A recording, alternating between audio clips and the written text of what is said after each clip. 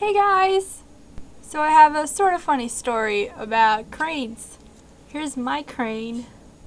So when I was a junior in my geometry class, everyone was given a topic to present to the class, and me and my partner chose origami, and so we decided to teach everyone to make cranes in front of the class.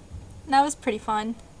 For some other stories, when I was in second grade, we were in recess, and then the whistle rang to get everyone in line, and this kid behind me, he told me to look somewhere. He's like, look over there. And so I looked, and then he put his hands around my throat and he started choking me, and I felt like I was screaming for my life, but apparently no one heard me, no one did anything. And then he stopped, and then our teacher came outside, and I was like, that kid, he put his arms around me like this, or his hands, and I didn't know the word for choke. And so he's like, well, he was actually the teacher's assistant, so he's like, oh, when we get inside, tell your teacher. And I was like, okay. And so I went inside, I'm like, hey, he put his hands around my throat like this, and he went like, and so she was like, he choked you? I'm like, I guess, sure. Me and some other kids who said they saw it, we had to write testimonies, and the teacher wrote certain words on the board like witness and choke, and that was the day I learned what choke meant. Oh, and I didn't tell my parents about it because I was scared that I was going to get in trouble for it. I told them like 3 years after it happened. So I was a freshman, and I bought my ticket for my first homecoming ever. The night of the homecoming, my dad wouldn't let me go. I was all ready and stuff. I had this dress that was like my mom's dress, so you can imagine how that was. So my dad wouldn't let me go, and my mom didn't want to let me go either, but she told my dad that me, her, my sister, and my grandma were going to go out for ice cream. So we all got into my mom's car. My mom drove me to the high school.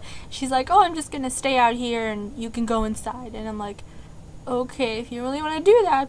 So I get out of the car, I go up to the gym, and I look behind me, and she's following me. I'm like, no, you have to go back to the car, or go home, or whatever. And she's like, yeah, I'll go home. So I went to the ticket lady, I gave her my ticket, and then my mom's right behind me, and she asks her, oh, can I go in too? And then the lady's like, yeah.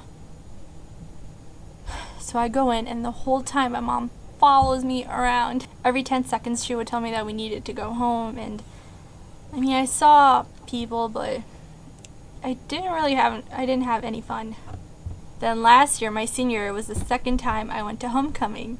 My friends came and got me, and we went over to eat dinner, and then we went to the high school.